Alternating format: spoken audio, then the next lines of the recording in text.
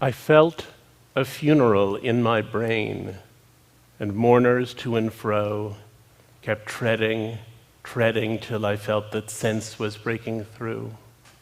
And when they all were seated, a service like a drum kept beating, till I felt my mind was going numb. And then I heard them lift a box and creak across my soul with those same boots of lead again. Then space began to toll, as if the heavens were a bell and being were an ear, and I and silence some strange race wrecked, solitary here. Just then, a plank in reason broke, and I fell down and hit a world at every plunge, and finished knowing then. We know depression through metaphors. Emily Dickinson was able to convey it in language, Goya in an image. Half the purpose of art is to describe such iconic states. As for me, I had always thought myself tough, one of the people who could survive if I'd been sent to a concentration camp. In 1991, I had a series of losses. My mother died, a relationship I'd been in ended, I moved back to the United States from some years abroad, and I got through all of those experiences intact. But in 1994, 3 years later, I found myself losing interest in almost everything. I didn't want to do any of the things I had previously wanted to do, and I didn't know why. The opposite of depression is not happiness, but vitality.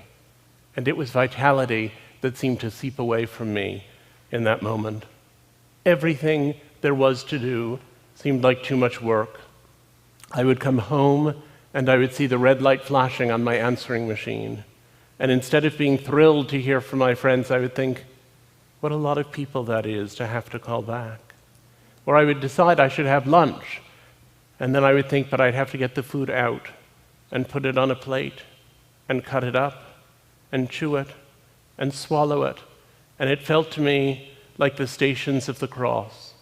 And one of the things that often gets lost in discussions of depression is that you know it's ridiculous. You know it's ridiculous while you're experiencing it. You know that most people manage to listen to their messages and eat lunch and organize themselves to take a shower and go out the front door, and that it's not a big deal. And yet, you are nonetheless in its grip, and you are unable to figure out any way around it. And so I began to feel myself doing less and thinking less and feeling less. It was a kind of nullity, and then the anxiety set in.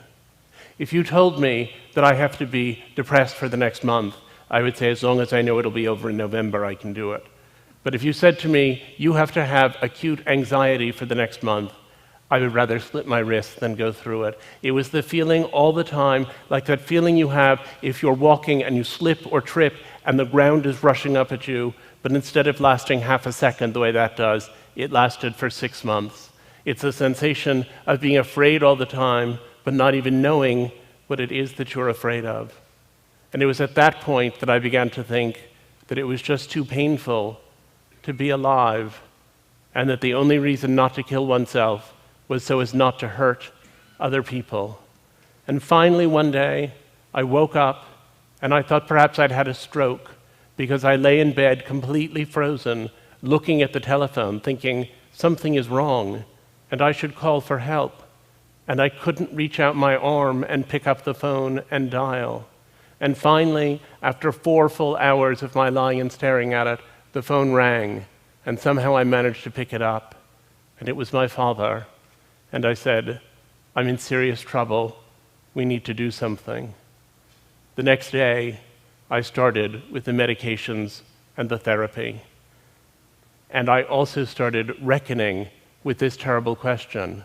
If I'm not the tough person who could have made it through a concentration camp, then who am I? And if I have to take medication, is that medication making me more fully myself? Or is it making me someone else?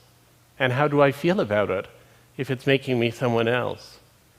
I had 2 advantages as I went into the fight. The first is that I knew that, objectively speaking, I had a nice life, and that if I could only get well, there was something at the other end that was worth living for. And the other was that I had access to good treatment. But I nonetheless emerged and relapsed, and emerged and relapsed, and emerged and relapsed, and finally understood I would have to be on medication and in therapy forever. And I thought, but is it a chemical problem or a psychological problem? And does it need a chemical cure or a philosophical cure? And I couldn't figure out which it was. And then I understood that actually we aren't advanced enough in either area for it to explain things fully. The chemical cure and the psychological cure both have a role to play. And I also figured out that depression was something that was braided so deep into us that there was no separating it from our character and personality. I want to say that the treatments we have for depression are appalling. They're not very effective. They're extremely costly. They come with innumerable side effects. They're a disaster.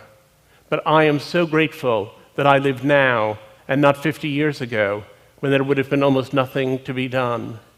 I hope that 50 years hence, people will hear about my treatments and be appalled that anyone endured such primitive science. Depression is the flaw in love. If you were married to someone and thought, well, if my wife dies, I'll find another one, it wouldn't be love as we know it. There's no such thing as love without the anticipation of loss, and that specter of despair can be the engine of intimacy. There are three things people tend to confuse: depression, grief, and sadness. Grief is explicitly reactive. If you have a loss and you feel incredibly unhappy, and then 6 months later you're still deeply sad but you're functioning a little better, it's probably grief, and it will probably ultimately resolve itself in some measure. If you experience a catastrophic loss and you feel terrible, and 6 months later you can barely function at all, then it's probably a depression that was triggered by the catastrophic circumstances. The trajectory tells us a great deal. People think of depression as being just sadness. It's much, much too much sadness, much too much grief at far too slight a cause. As I set out to understand depression and to interview people who had experienced it, I found that there were people who seemed, on the surface, to have what sounded like relatively mild depression, who were nonetheless utterly disabled by it. And there were other people who had what sounded, as they described it, like terribly severe depression, who nonetheless had good lives in the interstices between their depressive episodes. And I set out to find out what it is that causes some people to be more resilient than other people. What are the mechanisms that allow people to survive? And I went out and I interviewed person after person who was suffering with depression. One of the first people I interviewed described depression as a slower way of being dead. And that was a good thing for me to hear early on, because it reminded me that that slow way of being dead can lead to actual deadness, that this is a serious business. It's the leading disability worldwide, and people die of it every day. One of the people I talked to when I was trying to understand this was a beloved friend who I had known for many years and who had had a psychotic episode in her freshman year of college and then plummeted into a horrific depression. She had bipolar illness, or manic depression as it was then known. And then she did very well for many years on lithium, and then eventually she was taken off her lithium to see how she would do without it. And she had another psychosis, and then plunged into the worst depression that I had ever seen, in which she sat in her parents' apartment, more or less catatonic, essentially without moving, day after day after day. And when I interviewed her about that experience some years later, she's a poet and psychotherapist named Maggie Robbins. When I interviewed her, she said, I was singing, "Where Have All the Flowers Gone?" over and over to occupy my mind. I was singing to blot out the things my mind was saying, which were, you are nothing. You are nobody. You don't even deserve to live. And that was when I really started thinking about killing myself. You don't think in depression that you've put on a gray veil and are seeing the world through the haze of a bad mood. You think that the veil has been taken away, the veil of happiness, and that now you're seeing truly. It's easier to help schizophrenics who perceive that there's something foreign inside of them that needs to be exorcised, but it's difficult with depressives because we believe we are seeing the truth. But the truth lies. I became obsessed with that sentence, but the truth lies. And I discovered as I talked to depressive people that they have many delusional perceptions. People will say, no one loves me, and you say, I love you, your wife loves you, your mother loves you. You can answer that one pretty readily, at least for most people. But people who are depressed will also say, no matter what we do, we're all just going to die in the end. Or they'll say, there can be no true communion between two human beings. Each of us is trapped in his own body. To which you have to say, that's true, but I think we should focus right now on what to have for breakfast. A lot of the time, what they are expressing is not illness, but insight. And one comes to think what's really extraordinary is that most of us know about those existential questions, and they don't distract us very much. There was a study I particularly liked in which a group of depressed and a group of non-depressed people were asked to play a video game for an hour. And at the end of the hour, they were asked how many little monsters they thought they had killed. The depressive group was usually accurate to within about 10%. And the non-depressed people guessed between 15 and 20 times as many little monsters as they had actually killed. A lot of people said when I chose to write about my depression that it must be very difficult to be out of that closet, to have people know. They said, do people talk to you differently? And I said, yes, people talk to me differently. They talk to me differently insofar as they start telling me about their experience or their sister's experience or their friend's experience. Things are different because now I know that depression is the family secret that everyone has. I went a few years ago to a conference, and on Friday of the 3-day conference, one of the participants took me aside and she said, I suffer from depression and I'm a little embarrassed about it, but I've been taking this medication and I just wanted to ask you what you think. And so I did my best to give her such advice as I could. And then she said, you know, my husband would never understand this. He's really the kind of guy to whom this wouldn't make any sense. So it's just between us. And I said, yes, that's fine. On Sunday at the same conference, her husband took me aside. And he said, my wife wouldn't think that I was really much of a guy if she knew this, but I've been dealing with this depression and I'm taking some medication and I wondered what you think. They were hiding the same medication in 2 different places in the same bedroom. And I said that I thought communication within the marriage might be triggering some of their problems. But I was also struck by the burdensome nature of such mutual secrecy. Depression is so exhausting. It takes up so much of your time and energy, and silence about it, it really does make the depression worse. And then I began thinking about all the ways people make themselves better. I'd started off as a medical conservative. I thought there were a few kinds of therapy that worked. It was clear what they were. There was medication, there were certain psychotherapies, there was possibly electroconvulsive treatment, and that everything else was nonsense. But then I discovered something. If you have brain cancer and you say that standing on your head for 20 minutes every morning makes you feel better, it may make you feel better, but you still have brain cancer and you'll still probably die from it.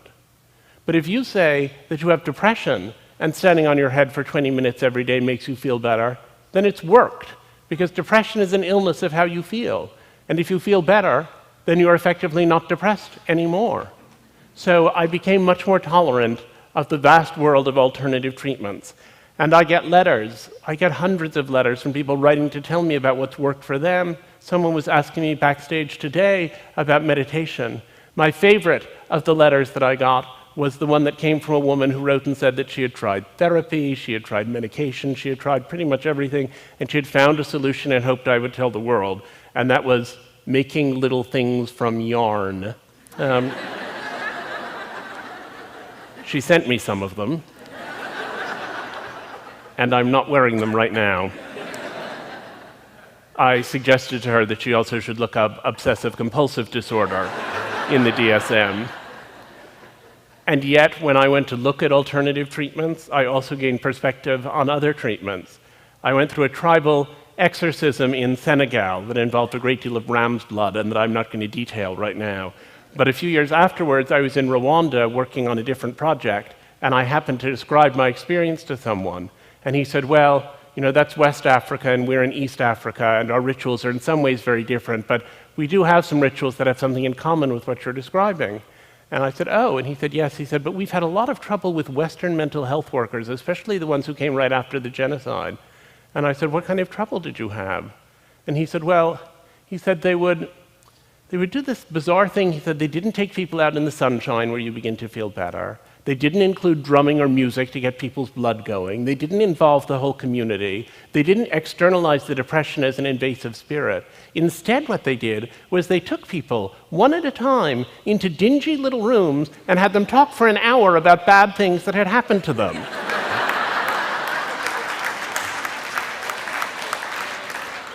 He said, we had to ask them to leave the country.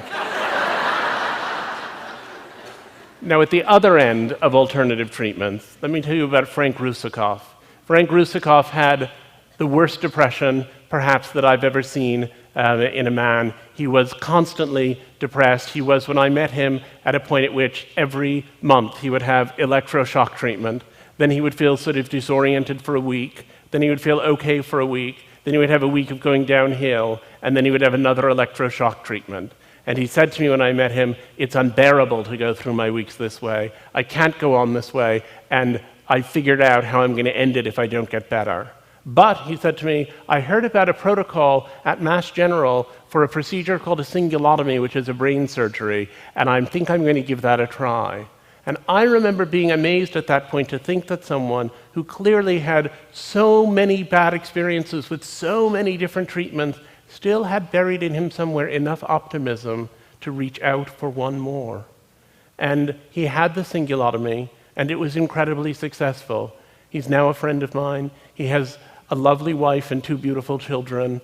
He wrote me a letter the Christmas after the surgery, and he said, my father sent me 2 presents this year. First, a motorized CD rack from the Sharper Image that I didn't really need, but I knew he was giving it to me to celebrate the fact that I'm living on my own and have a job I seem to love. And the other present was a photo of my grandmother, who committed suicide. As I unwrapped it, I began to cry, and my mother came over and said, are you crying because of the relatives you never knew?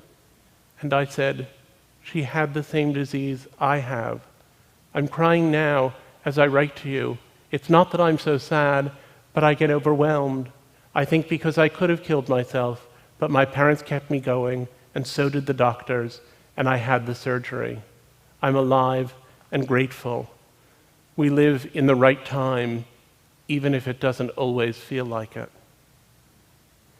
I was struck by the fact that depression is broadly perceived to be a modern Western middle-class thing, and I went to look at how it operated in a variety of other contexts. And one of the things I was most interested in was depression among the indigent. And so I went out to try to look at what was being done for poor people with depression. And what I discovered is that poor people are mostly not being treated for depression.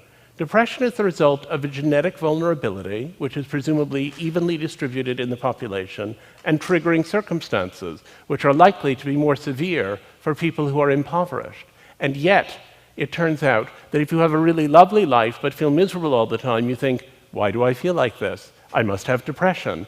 And you set out to find treatment for it. But if you have a perfectly awful life and you feel miserable all the time, the way you feel is commensurate with your life. And it doesn't occur to you to think, maybe this is treatable. And so we have an epidemic in this country of depression among impoverished people that's not being picked up, and that's not being treated, and that's not being addressed. And it's a tragedy of a grand order. And so I found an academic who was doing a research project in slums outside of DC, where she picked up women who had come in for other health problems and diagnosed them with depression, and then provided 6 months of experimental protocol. One of them, Lolly, came in, and this is what she said the day she came in. She said, and she was a woman, by the way, who had 7 children. She said, I used to have a job, but I had to give it up because I couldn't go out of the house. I have nothing to say to my children. In the morning, I can't wait for them to leave, and then I climb in bed and pull the covers over my head. And 3 o'clock when they come home, it just comes so fast. She said, I've been taking a lot of Tylenol, anything I can take so that I can sleep more. My husband has been telling me I'm stupid, I'm ugly. I wish I could stop the pain. Well, she was brought into this experimental protocol, and when I interviewed her 6 months later, she had taken a job working in childcare for the US Navy. She had left the abusive husband, and she said to me, my kids are so much happier now. She said, there's one room in my new place for the boys and one room for the girls, but at night they're just all up on my bed and we're doing homework all together and everything. One of them wants to be a preacher, one of them wants to be a firefighter, and one of the girls says she's going to be a lawyer. They don't cry like they used to, and they don't fight like they did. That's all I need now, is my kids. Things keep on changing. The way I dress, the way I feel, the way I act. I can go outside not being afraid anymore. And I don't think those bad feelings are coming back. And if it weren't for Dr. Miranda and that, I would still be at home with the covers pulled over my head, if I were still alive at all. I asked the Lord to send me an angel, and he heard my prayers. I was really moved by these experiences, and I decided that I wanted to write about them, not only in a book I was working on, but also in an article. And so I got a commission from the New York Times Magazine to write about depression among the indigent. And I turned in my story, and my editor called me and said, we really can't publish this. And I said, why not? And she said, it just is too far-fetched. These people who are sort of at the very bottom rung of society, and then they get a few months of treatment, and they're virtually ready to run Morgan Stanley. It's just too implausible. She said, I've never even heard of anything like it. And I said, the fact that you've never heard of it is an indication that it is news.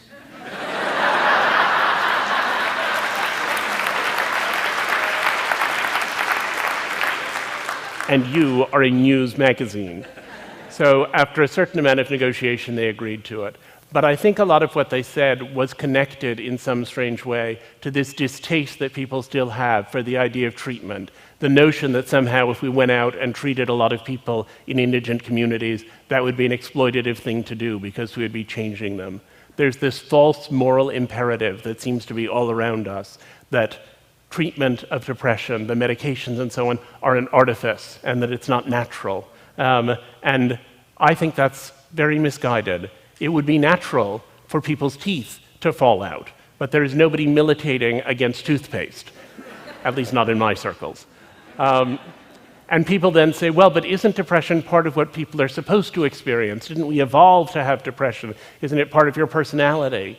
To which I would say, mood is adaptive. Being able to have sadness and fear and joy and pleasure and all of the other moods that we have, that's incredibly valuable. And major depression is something that happens when that system gets broken. It's maladaptive. People will come to me and say, I think, though, if I just stick it out for another year, I think I can just get through this. And I always say to them, you may get through it, but you'll never be 37 again. Life is short. And that's a whole year you're talking about giving up. Think it through. It's a strange poverty of the English language, and indeed of many other languages, that we use the same word, depression, to describe how a kid feels when it rains on his birthday, and to describe how somebody feels the minute before they commit suicide.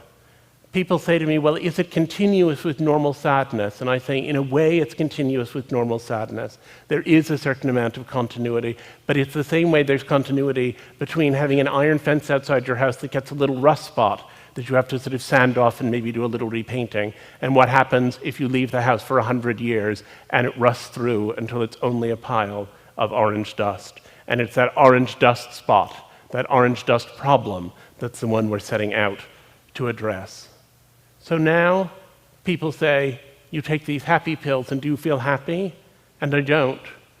But I don't feel sad about having to eat lunch, and I don't feel sad about my answering machine, and I don't feel sad about taking a shower. I feel more, in fact, I think, because I can feel sadness without nullity. I feel sad about professional disappointments, about damaged relationships, about global warming. Those are the things that I feel sad about now. And I said to myself, well, what is the conclusion? How did those people who have better lives, even with bigger depression, manage to get through? What is the mechanism of resilience? And what I came up with over time was that the people who deny their experience, the ones who say, I was depressed a long time ago, and I never want to think about it again, and I'm not going to look at it, and I'm just going to get on with my life. Ironically, those are the people who are most enslaved by what they have. Shutting out the depression strengthens it. While you hide from it, it grows. And the people who do better are the ones who are able to tolerate the fact that they have this condition. Those who can tolerate their depression are the ones who achieve resilience. So Frank Russakoff said to me, if I had it to do over, I suppose I wouldn't do it this way. But in a strange way, I'm grateful for what I've experienced. I'm glad to have been in the hospital 40 times. It taught me so much about love, and my relationship with my parents and my doctors has been so precious to me and will be always. And Maggie Robbins said, I used to volunteer in an AIDS clinic, and I would just talk and talk and talk. And the people I was dealing with weren't very responsive, and I thought, that's not very friendly or helpful of them. And then I realized that they weren't going to do more than make those first few minutes of small talk. It was simply going to be an occasion where I didn't have AIDS and I wasn't dying, but could tolerate the fact that they did, and they were. Our needs are our greatest assets. It turns out I've learned to give all the things I need. Valuing one's depression does not prevent a relapse, but it may make the prospect of relapse, and even relapse itself, easier to tolerate. The question is not so much of finding great meaning and deciding your depression has been very meaningful. It's of seeking that meaning and thinking when it comes again, this will be hellish, but I will learn something from it. I had learned in my own depression how big an emotion can be, how it can be more real than facts. And I have found that that experience has allowed me to experience positive emotion in a more intense and more focused way. The opposite of depression is not happiness, but vitality. And these days, my life is vital, even on the days when I'm sad. I felt that funeral in my brain, and I sat next to the Colossus at the edge of the world. And I have discovered something inside of myself that I would have to call a soul, that I had never formulated until that day 20 years ago when hell came to pay me a surprise visit. I think that while I hated being depressed and would hate to be depressed again, I found a way to love my depression. I love it because it has forced me to find and cling to joy. I love it because each day I decide, sometimes gamely and sometimes against the moment's reason, to cleave to the reasons for living. And that, I think, is a highly privileged rapture. Thank you.